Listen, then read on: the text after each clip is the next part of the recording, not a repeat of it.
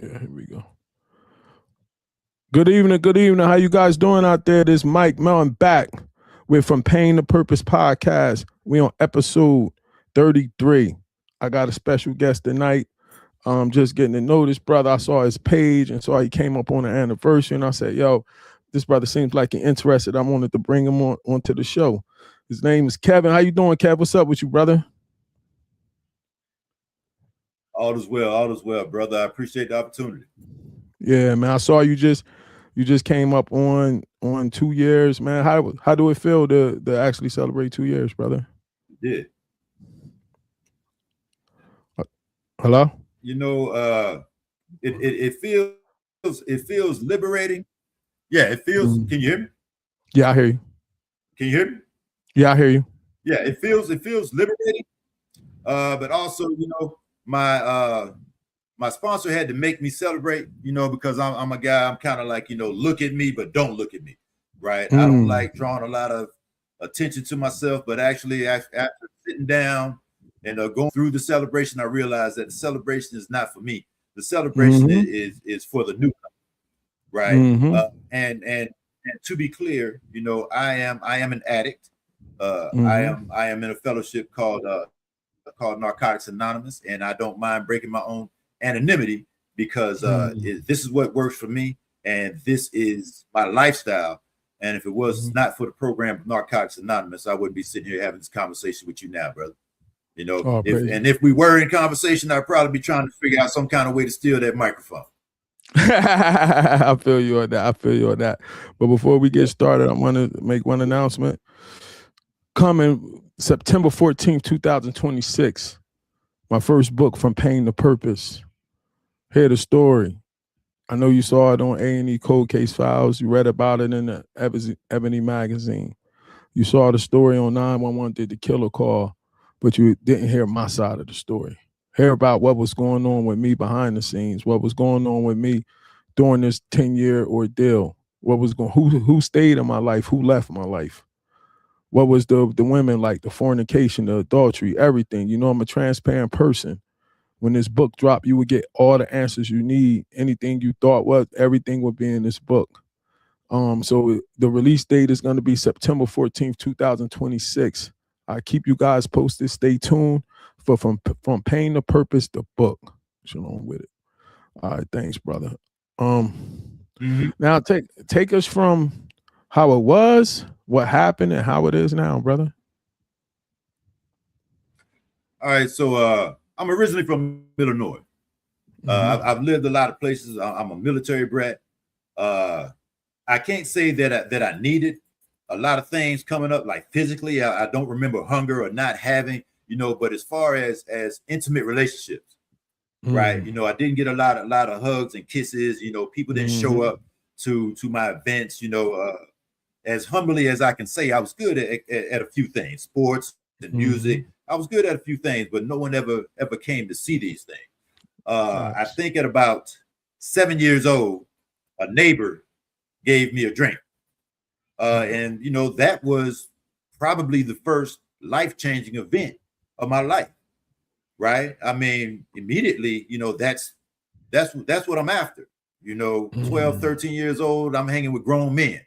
So robbing my mom, you know, going to get, I can remember, you know, $2.10 out of her purse to go get a 6-pack of Mickey's Big Mouth, right? That's how long ago that's been. And you know, my mom is 90 years old. We have a better relationship now, but you know, there are still some intimacy issues, right? I'll get to that later on.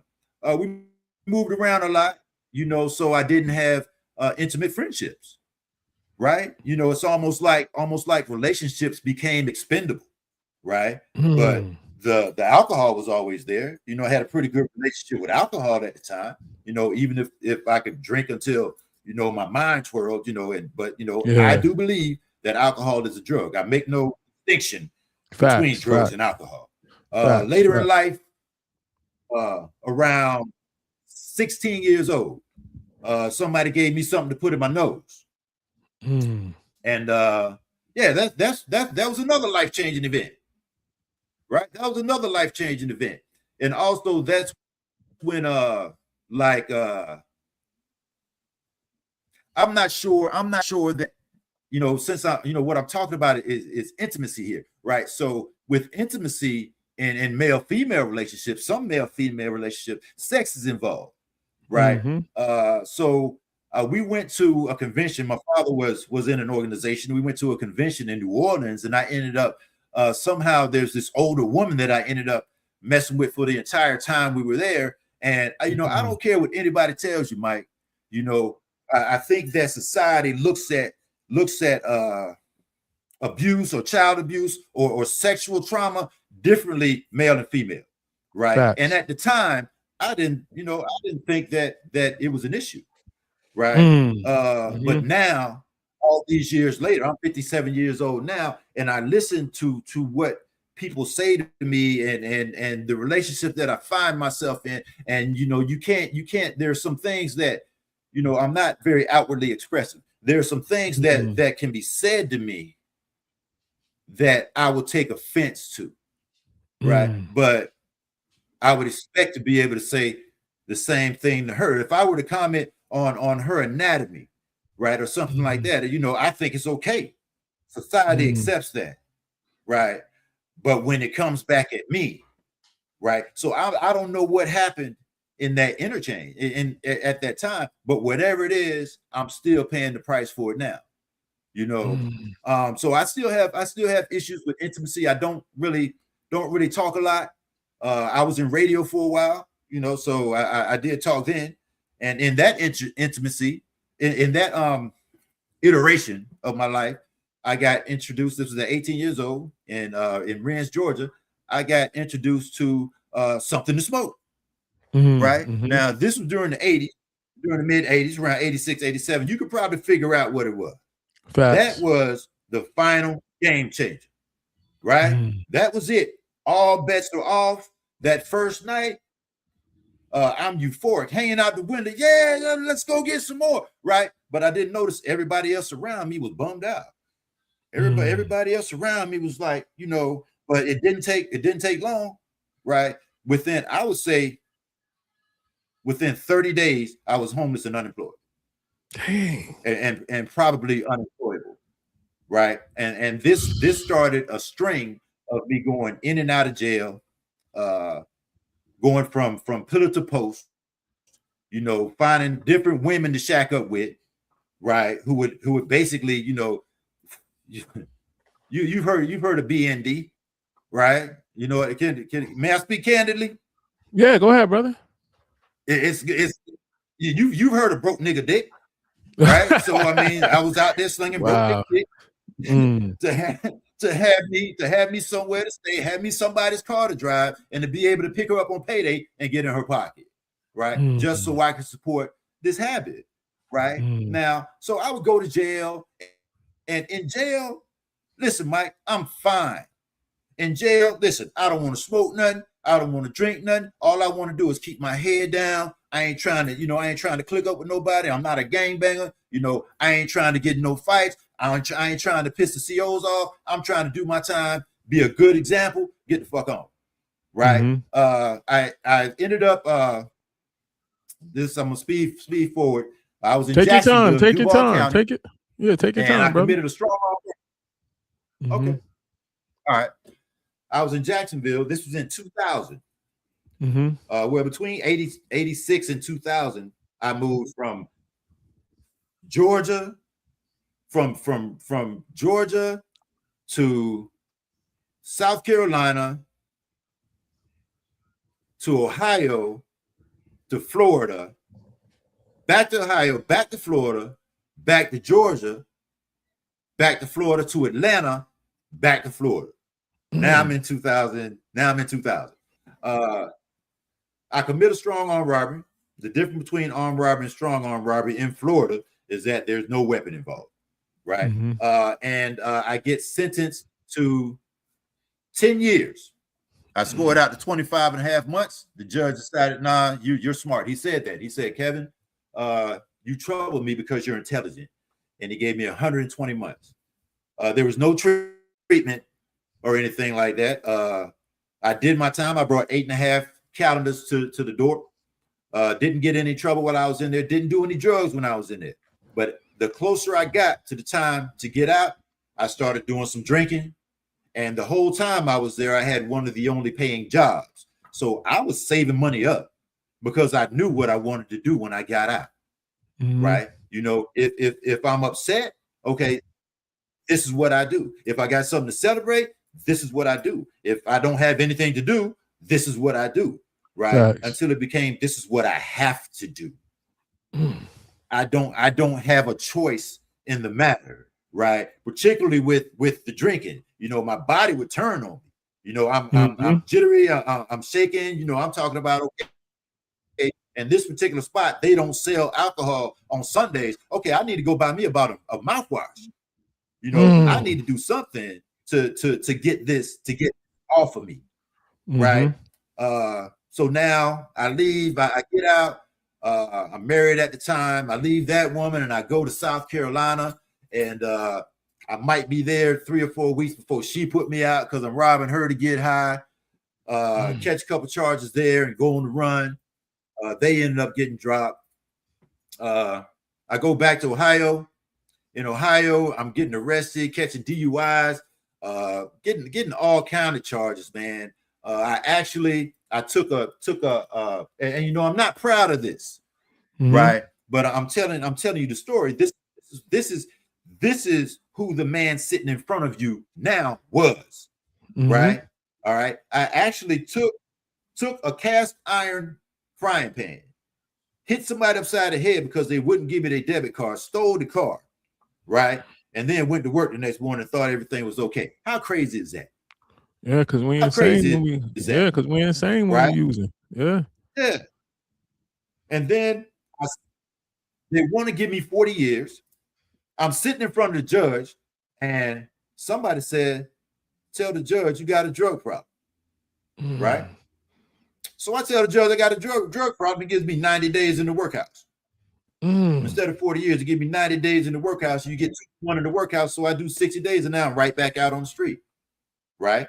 Until that woman gets tired of me and, you know, sends me back to Florida. So you can see the cycle. Yeah. You can see the cycle. So I had an experience a couple of times. I had an experience, and after this experience, I stopped.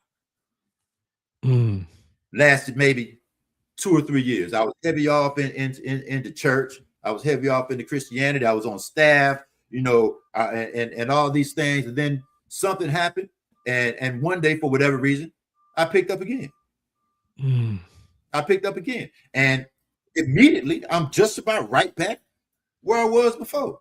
You know, I smoked my car up. I would sell my shoes, everything. I mean, whatever, you know, whatever it took to get the next one. You know, the only thing I wanted to do was get the next one. Right.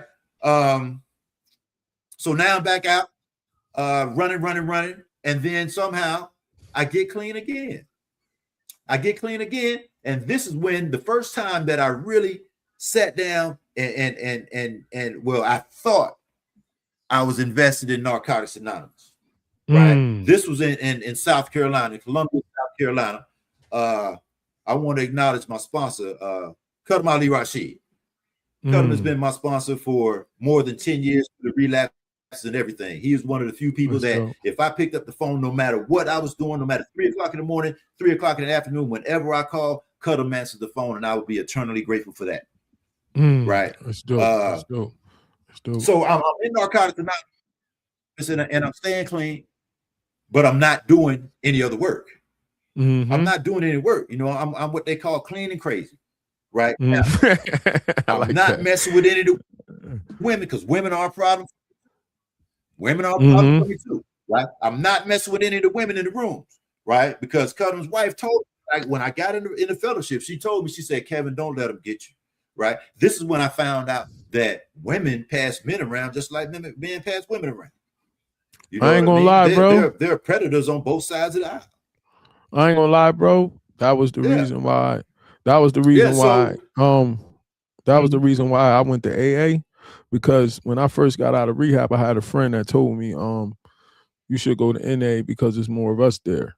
So I went to my first 2 NA meetings, bro, and both meetings, chicks went at me crazy. And I was like, nah, I can't, like, because I got that issue too. So I said, nah, I'm going over here because I could focus in. They ain't going to try to talk to me and I ain't going to try to talk to them. I could focus in to do what I had to do. So I definitely understand that part. I definitely understand that part. So keep going. There you go. You could carry on now. What I found, and my partner B-Rad tells me this all the time. He says, I got DMX energy. He says, I got don't fuck with me energy. Right? Around, my facial expression is pretty much always the same. I don't talk if I don't have anything to say. Right? I ain't much for small talk. So people really don't approach me much. Right? But if I get in a conversation with you, right, you'll find that I can be charming. You know, I'm relatively intelligent. I like to read, and I like to have discussions about what I read. So when your book comes out, I need that. Right. Gotcha. One of the most, I'm not sure if you've ever heard of an author named Hameen Shabazz. Right. There's a book you can find. It's called From Prison Walls to College Halls. It's already it's published. It's already published. You can find it. That's one of the most intriguing reads that I've ever read. This guy was did 20 years in prison, homeless. You know, he had a lot of challenges, right? And he goes from that. I think he has a doctorate now. Written several books. He got a nonprofit. I'm not sure how I ended up talking about Doc, but he's a great friend of mine. That's dope, man. But yeah, so and then, you know, so I got married. You know, got a couple kids. You know, she brought 2 with her. I have 2 grown sons. My oldest is 40. That's Thomas. Chris is 39. Then I got Mariah, Noah. Then Amasoon. That's Kevin. And Preston. They're 7 and 5. Those are my little guys, right? And I started feeling disrespected. You know, but you know, I don't know if that's really what I was feeling, Mike, or was I feeling guilt? Right? Because I was having issues with infidelity. Right? You know, so maybe I was looking for reasons not to go home. Right? And then so now I'm seeing disrespect. I can only see your faults. Right? And so the first thing I do is I have a beer with somebody. Right? Now that changes. Check it out. I'm not a follower, but I am affected by the people that I hang out with. Right? So if I'm hanging out with people that, well, it used to be, if I'm hanging out with people that drink and somebody comes up and they smoking something and they passing it around the circle, all right, you know, let me be sociable. Let me do this. Right? And that's what happened. And before the night's out, I'm going somewhere and I'm buying something else and I'm smoking. Right? And for me, it doesn't take long. I was working at the VA. I had just bought my wife. We had just had Preston. Right? We had just got her. It seemed like anytime she had a baby, she get a new car. Right? so I just got it. We just got the new Kia, the Telluride, and I'm off to the races. I'm off to the races, man. I smoked myself out of my job. You know, I was in nursing school. I smoked myself out of nursing school. Again, you know, 2 people that stood in my corner with me the whole while. Dr. Shabazz offered to take me to treatment himself. Him and his wife were going to drive me to treatment, right? And I backed out at the last minute. I went to treatment, but I drove myself because I wanted to get high on the way to treatment. We all right? do. And I wanted to have something in my car when I came out of treatment, right? I wasn't ready. I wasn't ready. I hadn't gotten to my bottom, right? Facts. Well, I thought I might have got to my bottom, but one of the things I found is that my bottom has a trap door, right? I might think that's it, right? But I can look left, I can look right, and I keep walking, and I don't even see this right here. I don't even see this shit. I'd have found a whole new bottom, right? It's happened to me more than once, right? So things devolve in my marriage to the point where, you know, I'm really thinking about doing some things that would affect more lives than just mine. So my sister asked me, you know, hey, it's probably best if you get out of there. I got you. Come on to Atlanta. That's where I am now. So I come to Atlanta. That was about 5 years ago. And so I have the conversation with my wife, and I tell her, hey, I'm going to Atlanta. You know, this I need to get clean, you know, this, that, and the third. And I go and I come here, and it took me 3-4 years of, you know, doing the same shit. You know, it wasn't until I was hanging out, living. Listen, Mike.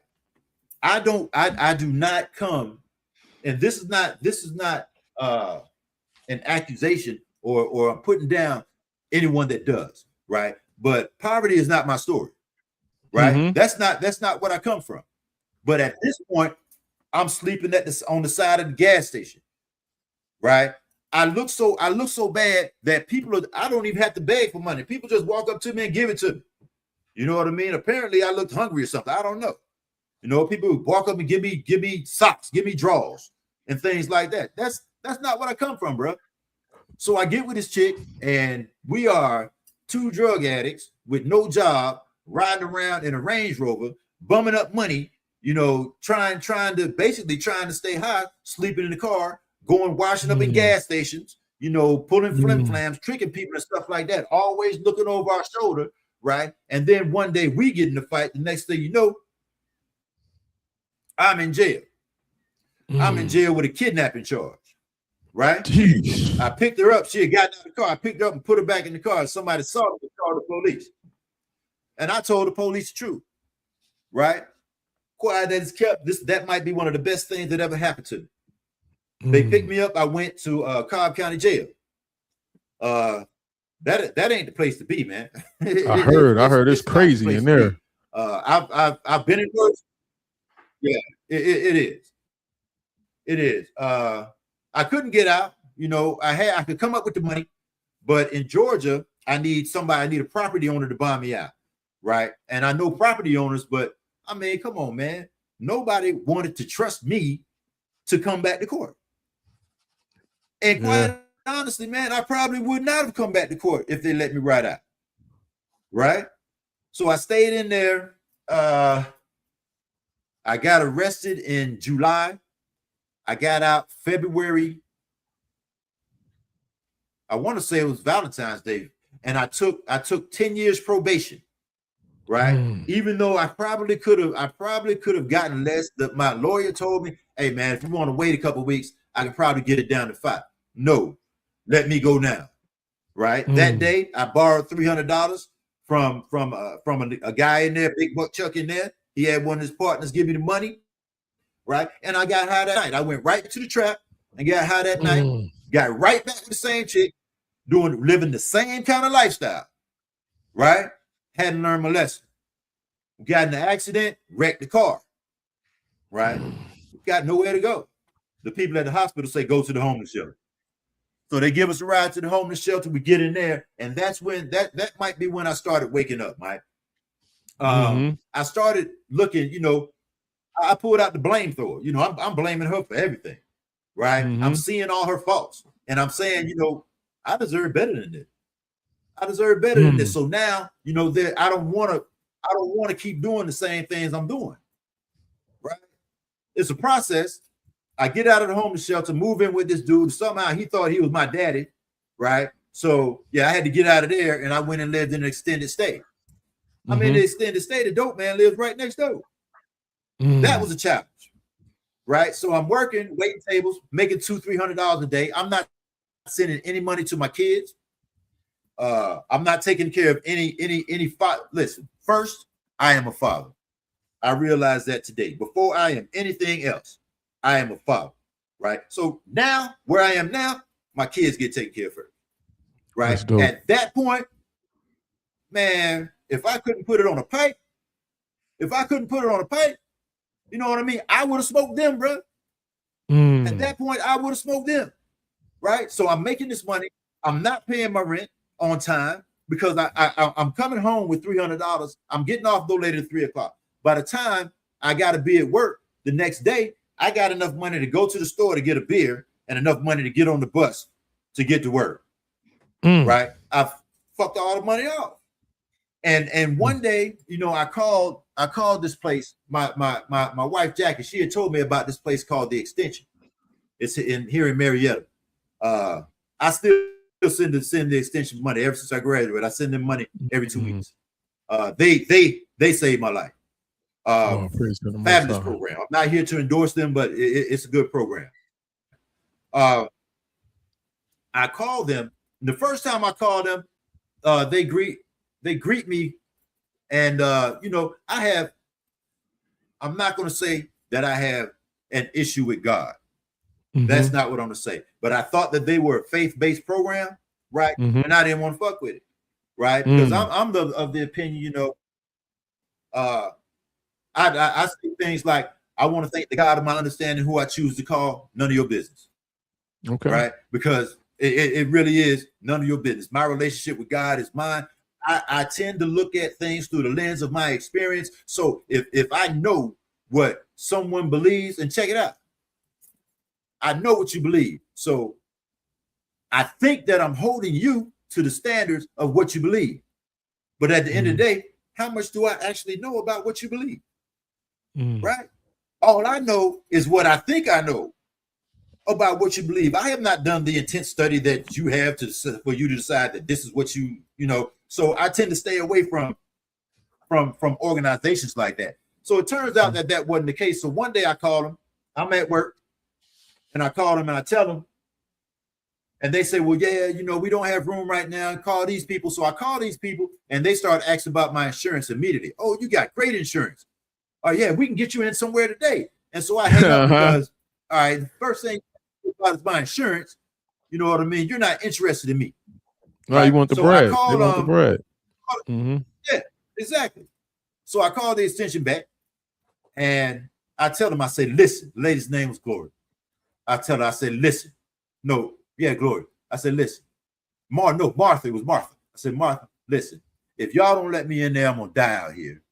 Right? So she had somebody call me back. I went to an interview. I went to the interview, and 2 days later, they told me to go to detox, drink a couple of beers, go to detox. They put me in the program. I stayed in that program for a year. I got there June 26th of 24. I have not found it necessary to have a drink or a drug since. Right? Now, I am heavily involved in Narcotics Anonymous. For some reason, Mike, I don't know. This has to be the higher power's will or something. I'm getting asked to speak a lot lately, which is nothing. I don't seek the spotlight, right? Like I tell my friends, look at me, but don't look at me. I'm not seeking attention. But I have to carry the message. Like you said, I can only keep what I have by giving it away. Whatever I'm saying, prayerfully it will help somebody. If it's only one, then it's one. So I speak at conventions. I have a convention that I have to speak at next one in Augusta. The following month, I have a home group, I have a sponsor, and I have sponsees. I help whoever I can, whenever I can. And today my life looks pretty damn good. I'm not saying that I'm the richest cat out where money is concerned. I'm not even saying I got a bunch of friends, right? I got Doc, I got Cutum, I got my network, and prayerfully now I got you. 100%. I find that when I surround myself with strength, I become stronger, right? As they say, as iron sharpens iron, so does a man the countenance of his friend. So I'm very careful who I let around me, who I spend time with, because whether out or not, energy is going to be exchanged, right? And I got B-Rad. Don't let me forget B-Rad. That's my ace, right? I can't have everybody's energy around me, bro. So even though I can deal with different situations, most times I deal with them quietly. I think I'm careful about what I say. I do use profanity. And when I use profanity, be sure I am saying exactly what I want to say. I'm choosing these words carefully. I could choose others, right? But in order for you to fully understand what I'm saying, this is what I'm saying. I'm going to keep coming back, to get the next day clean. When I'm asked to do service, I'll clear it with my sponsor, and I will do that service. I will I will love my kids, you know, and I will do whatever I can to contribute to the welfare of those around me in the human race. I got a That couple might be all I questions. got, Mike. That, No, and I you know got a what? yeah. That I got might be the most I've ever talked in one sitting. In life. I got a couple questions, man. I got a couple questions. Yeah. In All right. terms of the intimacy, I see that you went through that growing up or the lack of it, and it affected your relationships. I know for myself, it took me a while to understand that intimacy with a woman was more than just sex. You know what I'm saying? Because of the way I was raised and me fornicating early and thinking, tying that together. Right. You know what I'm saying? Did you ever get to that understanding, and when did that click, or are you still searching for that part of it?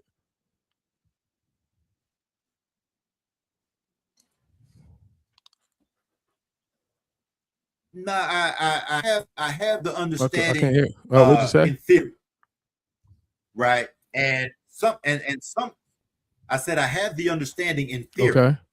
right? And intermittently, I can have it in practice, right? But what happens is, see, remember I told you, I'm an Army brat, right? We moved around a lot, right? So there's still, and I war against this. There's still, you know, I have, you know, I don't know if you know what it's like to be, you know, you go and you meet some new friends and everything's cool, and y'all gonna go and pull this caper, right? You get roped off, right? And everybody points the finger at you, right? Because you're the outside guy. You know, you're not from here, right? Yeah, and you might be moving away again. You know what I mean? There are basketball teams I wasn't allowed to play on because you know, your father might get stationed. You lose our swingman. So I can't make the team. You know, so with all that, you know, intimacy is an issue, trust is an issue, you know, and sometimes I'm only willing to go so far, right? I can try to press a little further, right? You know, but so it's still a work in progress, you know, and I do work on it. You know, I have some people that I speak to every day, right, and that I press myself forward with. As a matter of fact, when I was working on my 5th step today, right? So one of the things that we talk about is self-honesty, right? That's real. So I have to be honest with myself, and you know, once I can be honest with myself, then I can be honest with you, right? And I'm a champion at lying to myself, right? I'm a champion at looking at myself with rose-colored glasses and not being able to recognize my own shortcomings. You know, so yeah, it's coming. You know, it's not something that I can just flip a switch on. You know, but it's definitely coming. When you talked about being going in and out of the jails and in and out of the rehabs and things of that nature, one thing that you mentioned that you said was when you was in jail, you felt comfortable that you ain't have to drink, that you could do that you could be a stand-up citizen and this and blah, blah, blah. Did you ever feel that you had a fear of success? The responsibility that come with success, being free and being sober, was that a fear that you had? Like, because I've been accused of that. I can't hear you. What'd you say? Go ahead. I said I can't hear you. I said, do you feel like I've been accused of that? You know, I had a partner who's called me "Can't Get Right," and I said I've been accused of it. I had a friend who used to call me "Can't Get Right." I do know that, like Ajoke tells me that I can be my own worst enemy. That I have self-destructive tendencies, right? But she also tells me that's changing. You know, she reminds me. She points to things that I do. She says she likes it when I'm good to myself.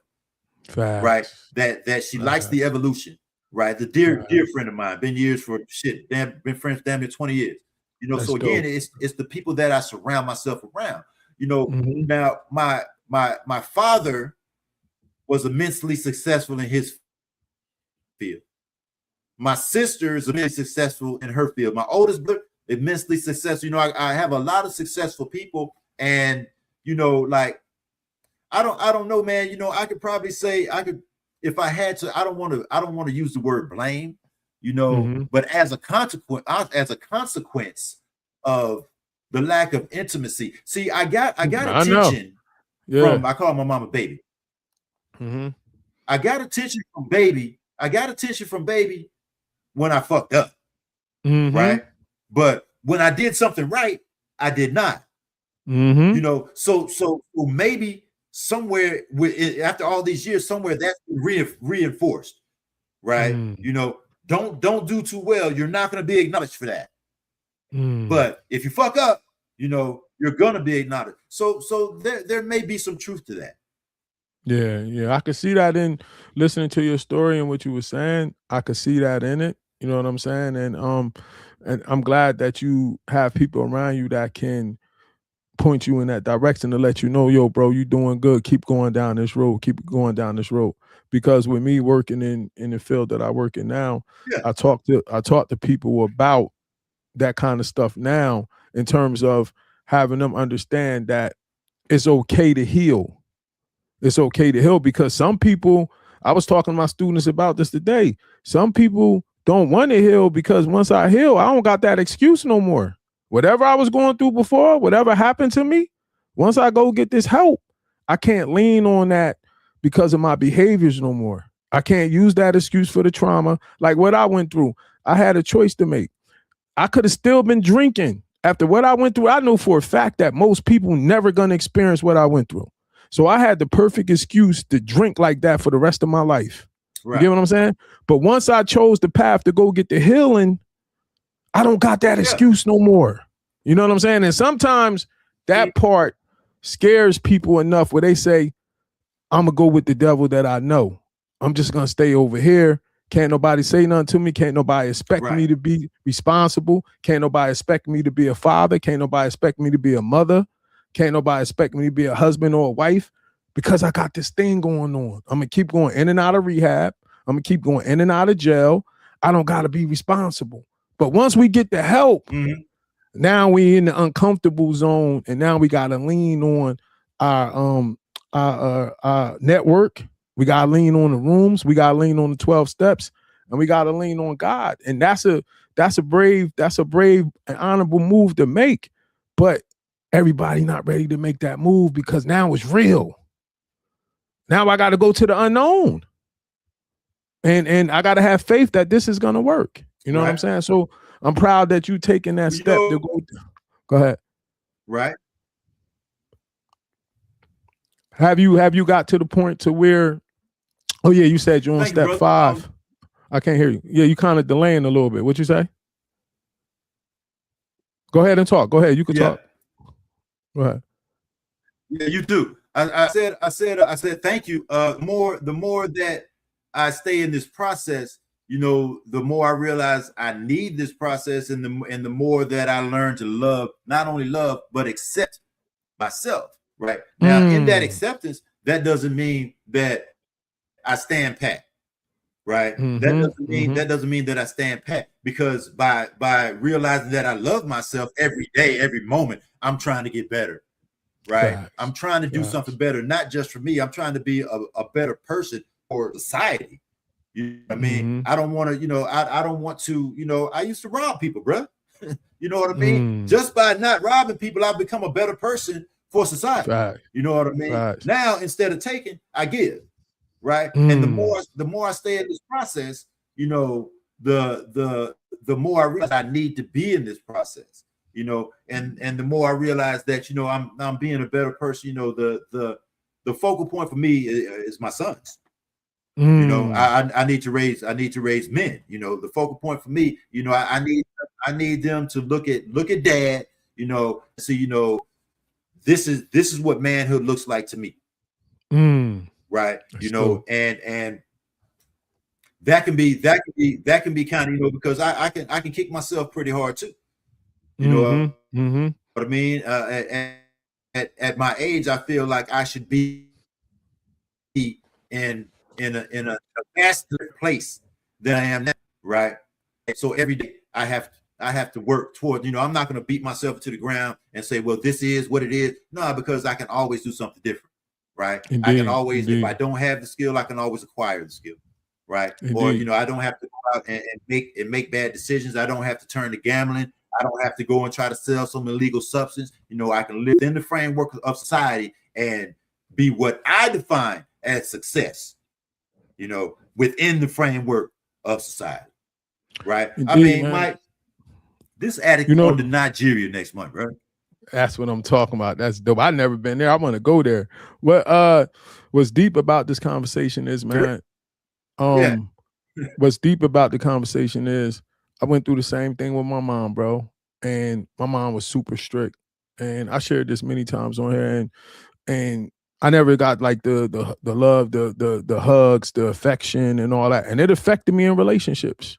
It affected me with my first wife. Like I didn't know how to accept that kind of love and hugs and kisses. And if somebody wanted to be up under me, you know what I mean? It made me feel so uncomfortable. I didn't know what was wrong with me, why I felt like that.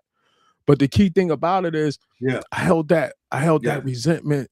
I held that resentment towards my mom for years. So when I would get in relationships with women, soon as I got them to fall in love with me, I felt like I conquered them. Then I go chase somebody else. I sabotage that. Then I go chase somebody else. I didn't know it at the time that I was chasing my mom through all of those women. You know what I mean? Because I wanted her affection. So I get to my steps, and then I'm dealing with my second sponsor, and he sees her on the resentment list. Right. And he asks me, why is she on there? And I explain it to him. Then he tells me, he like, well, how old was your mom when she had you? I said, 16. He said, where did you grow up at? I said, in the projects in Trenton. He said, did you have everything you needed and some of what you wanted? I said, yeah. He said, did you graduate high school? He said, what's your highest level of education? I said, college. He said, have you ever been arrested? I said, no. He said, so a 16-year-old girl had you, raised you in Trenton, never got arrested, graduated from high school and college. What else did you want her to do? And then that's when it hit me that it wasn't the job she did. It was my expectations on what I thought a mom's supposed to be. I never took into account that she had her own history. She had her own way of being raised. Right. She had her own trauma she had to deal with. I made it all about me. You get what I'm saying? I never took into account that she didn't have no book to raise me when she was 16. We tend to do She didn't have no instructions. You get what I'm saying? So then I went to my mom, bro. And then when I made amends with my mom and I forgave her, bro, she cried. She said I didn't know how long she was holding that, bro. Cause she know I felt like that. And all she was trying to do was make sure I made it out and I ain't go to jail. Right. You know what I'm saying? So like sometimes I know you said you went through that with your mom, but sometimes we gotta have grace because they went through their stuff too. You know what I'm saying? So that was just my experience with that, with dealing with that. How do you see that your family look at the new you now?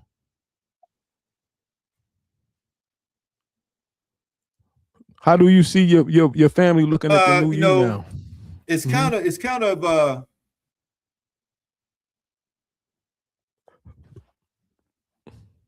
it's bittersweet. So like I get the responsibilities, and I get they want me, and stuff like that, but it kind of and I'm grateful for that. I'm grateful for that, but there's also a part of me, and this is something that I do. There's also a part of me that's like, I mean, yeah, but when I really needed you, you know what I mean? Where were you then? And that might be unrealistic because I mean, as an addict, there was nothing that they could do, right? Right. My sister did everything. I probably owe my sister. I know I owe her at least $100,000, at least $100,000, right? She did everything that she could. She sent me to rehab. She drove me 5 hours to get to rehabs, and she did that. She spent her money. She did everything she could, right? But eventually, she put me right? Eventually, she wouldn't even give me a sandwich. You know, She had to. You know what I mean? Had to. And she you know, had I to do understand why. Exactly. You know, she had to. If she didn't, you know, maybe I wouldn't be sitting here right now. You know, I might not be amongst the. I might not, you know, but it doesn't change the way, you know. So maybe there are some abandonment issues as well. You know, because you know, now back into my story. You know, my father was my hero, hands down. Dad was the shit, right? But they left, and it wasn't because it was because he wanted to leave, right? He got stationed to Panama, and my mom decided that we weren't going. You know, and that's, you know, I've had that conversation with her, and you know, she said that he said he didn't want her. So my question is, did he say he didn't want us? You know, or did you ever did he say you couldn't come? You know, did he ever say that he didn't want to be a father to us? Right? Did you ever think that, you know, maybe I needed my daddy? You know, and shit like that. You know, and I can't really get a straight answer from her about that. You know, but like I said, you know, she's 90 years old. Look on my Facebook page, you see that she's well represented. We hang out. That's you know what I mean? I drive. We just drove to Virginia. Her brother transitioned. I just drove to Virginia, and you know, we had a ball. You know, go and I with her, talk to her. I planted a garden. We planted a garden. You know, we go and work in garden. And I'm her favorite. She won't say it, you know, but everybody knows I'm her favorite. And you know, we'll sit down and we'll talk. And she was my and I love her to death, right? You know, and so I just had to make a decision, Mike. You know, it's not worth the relationship, right? It's not worth, by all accounts, man. Like you and I were talking before we went live. 90 years is a hell of a long time. Yes, it is. Right? How many more years she got? Yeah, do I want to spend those years, you know, with animosity or you know, do I want, listen, man, one thing I don't want to do, I don't want to die a man of many regrets. You know, I don't want I lose her and be like, I wish I would have, you know, I should have told her, you know, every time I see her, I tell her I love her. That's dope, bro. Every time. That's dope. That's dope. You know, man. And that's one thing about me. You know, I might say it too much, but I don't give a fuck who you are. If I talk to you, if I love you, before the conversation is over, I let you know. People, right? You never know when the last time is the last time. Facts. You will never have to question my affection for you. Facts, man. So in closing, bro, I wanted you to give a shout out to, I always let people give a shout out to all the people that they feel helped them from their pain to their purpose, man. This your time to give them a shout out.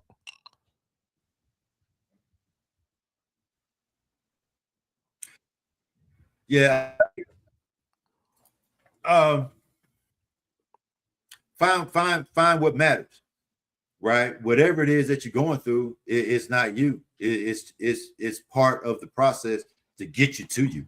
You know, that's kind of the way that I look at it. The process for me, what I needed to find narcotics, right? And I don't know if this is an endorsement or not, but it's the truth. This is what works for me. This is what is working for me. This is what I'm familiar with, and this is what I plan to do.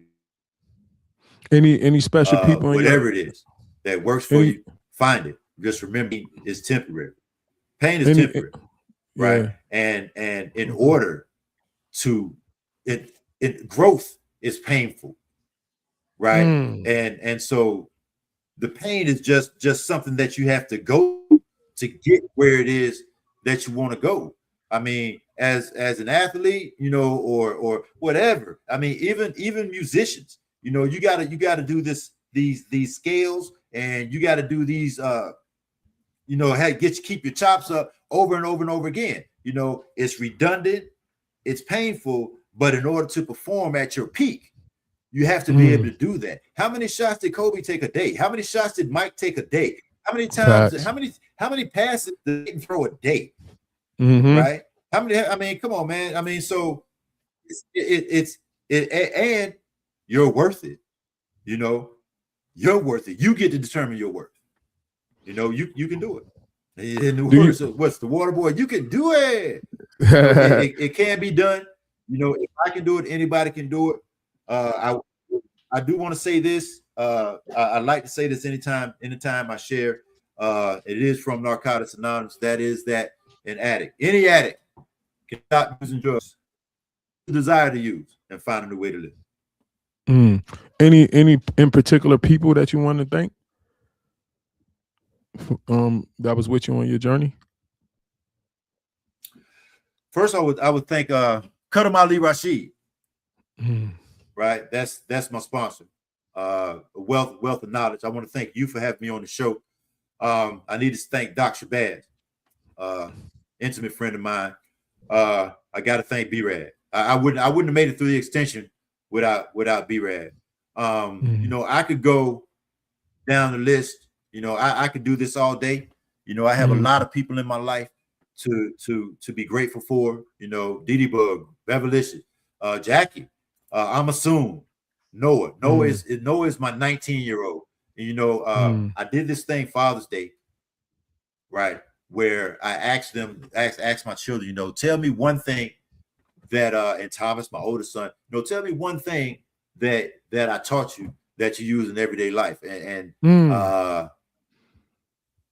I think what Noah said was he said I taught him to be responsible and stand on his own square. Right. My oldest son, Thomas told me that I taught him that he can do whatever it is he wants to do as long as he's willing to accept the consequence. Right. My youngest two, they said that I taught them to be responsible and take care of each other. You know, so I have a lot of people to thank. I would thank Christy Garrett at the extension. She was my counselor. I still go back and talk to her. Right. Dope, I have so many, man. I'm blessed to have so many in my life. Neil, I call Taisha. You know, when I need a woman's point of view about some shit, I can call Taisha to me. You know what I mean? I have so many people that I rely on, and that, you know, these are the people who call me to check on me and don't want shit. You know what I mean? These are the people from doing it, not me ride or some money or something like that. Dr. Shabazz found out. I called him or whatever. Somehow he found out that I was in a treatment program in Atlanta. He lives in Columbia, South Carolina. He doesn't drive at night. He got in the car with his wife, drove all the way here to take me to breakfast. That's dope, bro. Who got a friend like that, bro? Yeah, that's dope. That's my brother. I'm getting misty. I got some powerful people. I got some powerful people in my life, man. I have a lot to be grateful for. And even though, like, I've been talking about her the whole time and the resentments, I need to thank my mom. There you go, right? brother. Because there you go. She put some good shit in me too. There you go, brother. There you go. You know what I mean? She put some good things in me too, right? There you go. Like I said, for any lack coming up, all of my needs were met. Yeah, I want to thank my higher power. Who I choose to call, none of your business. All right, Kev, man, I want to thank you for coming on, bro. I know the spirit told me to hit you when I saw you on the thing to invite you on, brother. It was definitely, I'm going to have some clips from here that I'm going to load up, and I'll be tagging you in them, and I'll post them on my Facebook page and stuff, brother. All right? All right, thanks so much for coming on, brother. Appreciate it. Yeah, another good one tonight, man. I want to thank Kev for coming on and his people, man. And I want you guys to tune in next week as we come back with another special guest on from Pain to Purpose podcast. Tune in next week, either Wednesday or Thursday. I'll let you know. Maybe like this weekend, or whether it's gonna be Wednesday or Thursday. So enjoy the rest of your night. Shalom.